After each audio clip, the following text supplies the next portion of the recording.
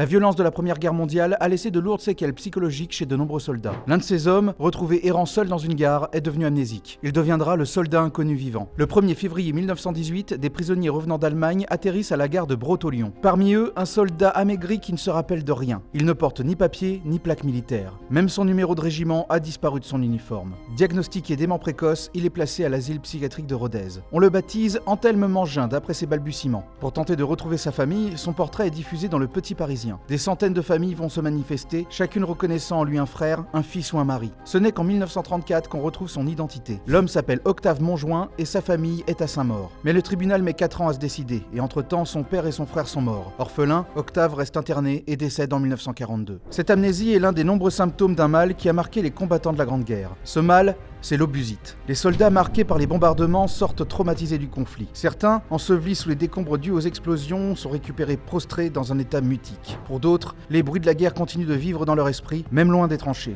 Ils peuvent être atteints de tremblements incontrôlés et de vomissements à répétition. Certains se tordent dans tous les sens ou subissent de violentes contractures leur tordant les mains et les pieds. Il y a aussi ceux qui sombrent dans la folie, ce qu'on appelle alors la psychose des barbelés.